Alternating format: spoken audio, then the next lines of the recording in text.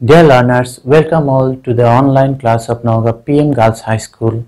This is Anwar Hussain, Assistant Teacher in English, Nauga PM Girls High School. I hope you all are well. I am also well by the grace of Almighty. It is about 1 year since I met you face to face in the class, so I am missing all of you a lot. However, once again I am in front of you with a new tutorial on narration. In this tutorial, I will try my level best to show you about how to change narration. I expect you to watch the video till the end. Anyway, no more waste of time. Let's get started. Narration. Let's first know the definition of narration. What a speaker speaks is called narration. অর্থাৎ একটা বক্তা যা কিছু বলে সেটিকেই narration বলা হয়. Narration is of two kinds and they are direct narration and indirect narration. When a speaker quotes the words of another speaker without any change, it is called direct narration. And when a speaker quotes the words of another speaker with a change or according to his own way, it is called indirect narration. Now, dear learners, let's see an example of a direct speech or direct narration. In a direct speech, let's see, Mahir said to me, I have drawn a picture. একটা direct নারেশনের দুইটা অংশ থাকে, একটি থাকে inverted কমার মধ্যে এবং একটি থাকে ইনভার্টেড কমার বাহিরে। ইনভার্টেড কমার ভিতরের অংশটিকে ইংরেজিতে বলা হয় রিপোর্টেড স্পিচ। এটাকে কি বলা হয়? Reported speech. এবং ইনভার্টেড কমার বাহিরের অংশকে বলা হয় রিপোর্টিং ভার্ব।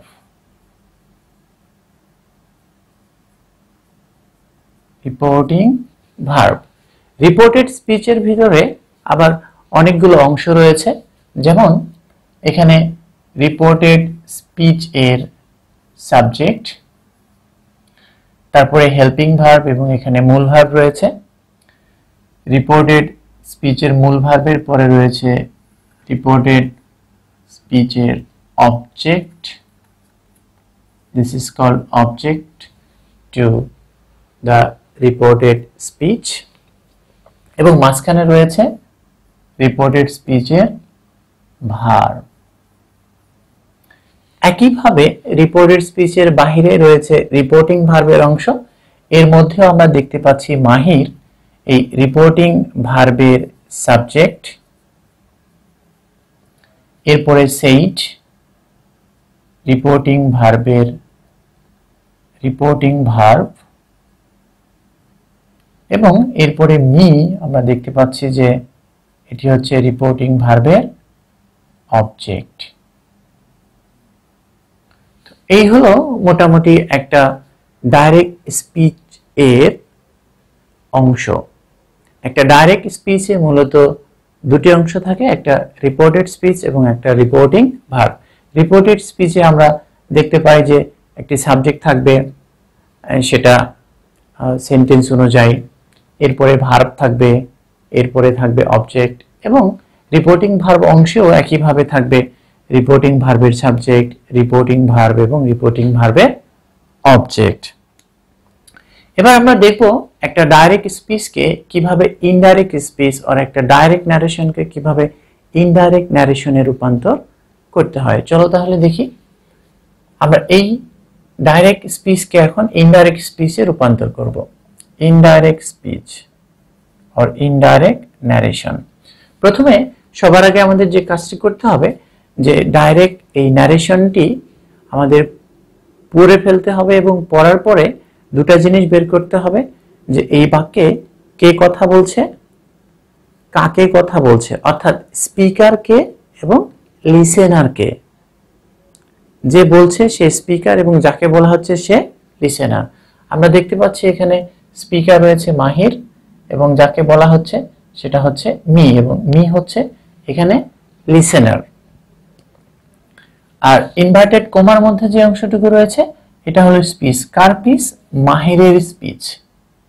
তাহলে প্রথমে আমরা রিপোর্টিং ভার্বের সাবজেক্ট দ্যাট ইজ স্পিকার বের করব, তারপরে রিপোর্টিং ভার্বের অবজেক্ট দ্যাট ইজ লিসেনার, এবং স্পিকার কি কথা বলেছে সেটি আমরা দেখব। এখানে আমরা দেখতে পাচ্ছি যে স্পিকার যেটি বলেছে আই হ্যাভ ড্রন এ পিকচার, অর্থাৎ মাহির এখানে একটা ছবি এঁকেছে।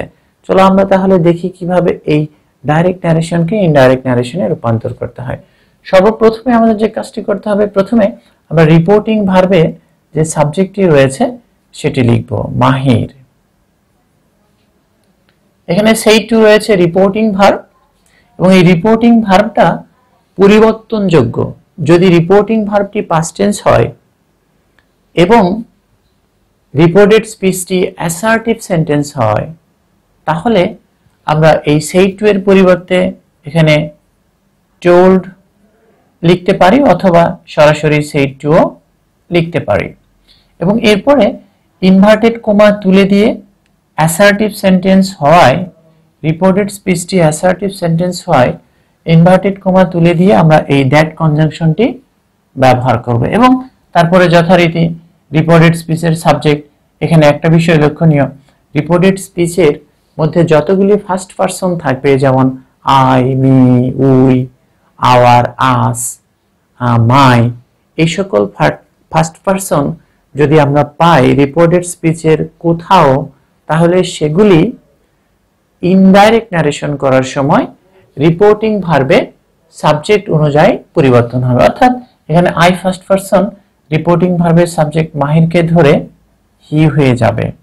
এবং তারপরে যেহেতু রিপোর্টিং ভার্বটি পাস্ট টেন্স, তাই রিপোর্টেড স্পিচের ভার্ব কারেসপন্ডিং পাস্ট টেন্স হবে, দ্যাট ইজ এখানে রয়েছে প্রেজেন্ট পারফেক্ট টেন্স এবং এটি পরিবর্তন হয়ে হবে পাস্ট পারফেক্ট টেন্স। এবং আমরা জানি পাস্ট পারফেক্টের গঠন সাবজেক্টের পরে হেল্পিং ভার্ব হ্যাড নিতে হয় এবং এরপরে মূল ভার্বের V3 দ্যাট ইজ মূল ভার্বের পাস্ট পার্টিসিপল, তারপর এক্সটেনশন বসে। এইভাবে আমরা যেহেতু সাবজেক্ট পেয়ে গেছি, এখানে হ্যাভ রয়েছে, আমরা পাস্ট পারফেক্ট করার জন্য আমরা হ্যাড ব্যবহার করব। এবং যে কোনো পারফেক্ট টেন্সে ইউনো মূল ভার্বের পাস্ট পার্টিসিপলটি দেওয়াই থাকে, এখানেও দেওয়া রয়েছে ড্রন। আমরা এটি কোনো পরিবর্তন না করে লিখে ফেলব, ড্রন এ পিকচার। তাহলে কি হলো? মাহির told me that he had drawn a picture. Dear learners, I think you have understood how to change a direct narration into an indirect narration. Dear learners, let's now see how to change various persons in a reported speech. অর্থাৎ কিভাবে reported স্পিচের মধ্যে ব্যবহৃত বিভিন্ন person, যেমন first person, second person এবং third person, এর পরিবর্তন করতে হয়। এই নিয়মগুলি এখন আমরা জেনে নেব। পারসন পরিবর্তনের নিয়ম। রিপোর্টেড স্পিচে অর্থাৎ ডাইরেক্ট ন্যারেশনের রিপোর্টেড স্পিচে মধ্যে যদি আমরা ফার্স্ট পারসন, যেমন সেটা হতে পারে I, me, my, we, us, our ইত্যাদি থাকে, তাহলে ইনডাইরেক্ট করার সময় এটি রিপোর্টিং ভার্বের যে সাবজেক্ট রয়েছে সেই সাবজেক্ট অনুযায়ী পরিবর্তন করতে হবে। এবার আমরা দ্বিতীয় নাম্বার নিয়মটি দেখে নিই। যে রিপোর্টেড স্পিচের মধ্যে যদি কোথাও সেকেন্ড পারসন অর্থাৎ ইউ, সাবজেক্টিভ, এই ইউ, অবজেক্টিভ, ইউর, পজেসিভ ইত্যাদি থাকে, তাহলে সেটি রিপোর্টিং ভার্বের অবজেক্ট এর নাম্বার পারসন অনুযায়ী পরিবর্তন হবে। এবং রিপোর্টেড স্পিচে যদি আমরা থার্ড পারসন পাই, তাহলে ইনডাইরেক্ট ন্যারেশন করার সময় এটির কোনো পরিবর্তন হবে না। তাহলে চলো আমরা কয়েকটি উদাহরণ দেখে নিই।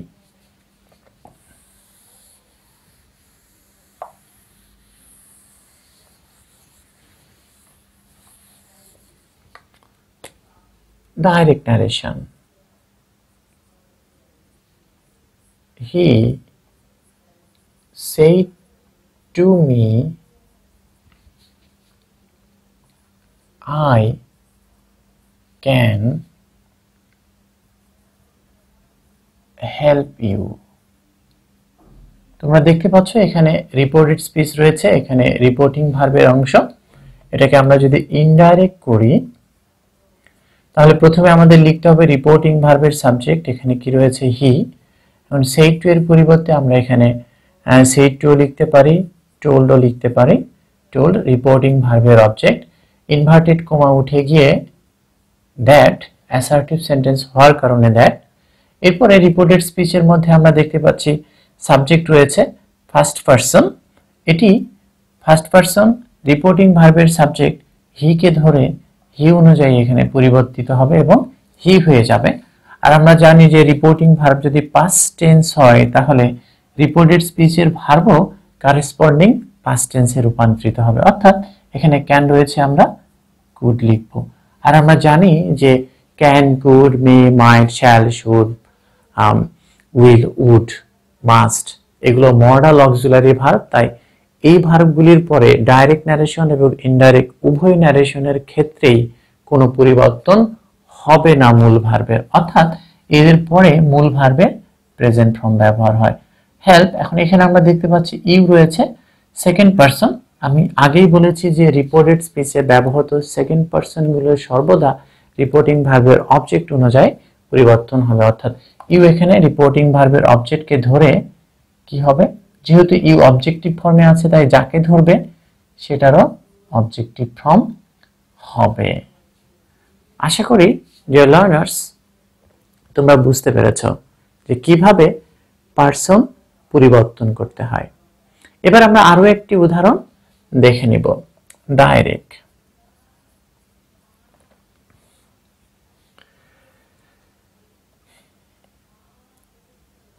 Father said to me,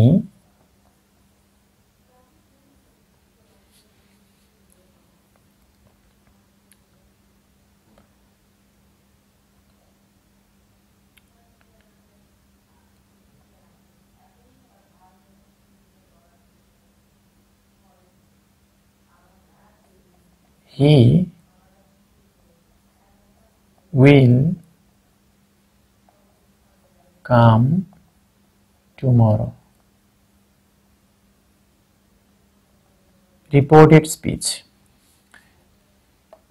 indirect আমরা করব। তাহলে প্রথমে রিপোর্টিং ভার্বের সাবজেক্ট ফাদার, সেই টু এর পরিবর্তে আমরা টোল্ড লিখলাম, টোল্ড মি। এখন এখানে তোমরা দেখতে পাচ্ছ রিপোর্টেড স্পিচের শুরুতে যে সাবজেক্টটি দেওয়া আছে সেটি হচ্ছে থার্ড পারসন। তো রিপোর্টেড স্পিচের মধ্যে যদি কোনো থার্ড পারসন থাকে তাহলে ইনডাইরেক্ট করার সময় এটির কোনো পরিবর্তন হবে না, অর্থাৎ হি থাকবে, এটার কোনো পরিবর্তন হবে না। এখন এখানে যেহেতু পাস্ট টেন্স রয়েছে তাই এখানেও পাস্ট করতে হবে। উইলের পাস্ট কি আমরা জানি যে উড, আর উড যেহেতু মডাল অক্সিলারি ভার্ব তাই এরপরে আর ভার্বের কোনো পরিবর্তন হবে না। আর তোমরা জানো যে টুমরো থাকলে কি হয়, দ্য নেক্সট ডে হয়, দ্য নেক্সট ডে। আশা করি প্রিয় শিক্ষার্থীরা তোমরা বুঝতে পেরেছ কিভাবে ডাইরেক্ট ন্যারেশনের রিপোর্টেড স্পিচের মধ্যে থাকা বিভিন্ন পার্সনকে পরিবর্তন করতে হয় ইনডাইরেক্ট করার সময়। Dear learners, thank you for watching this video. I hope you have enjoyed the video. I will be in front of you with the next part on these topics. Till then, be good, be happy. Thank you all.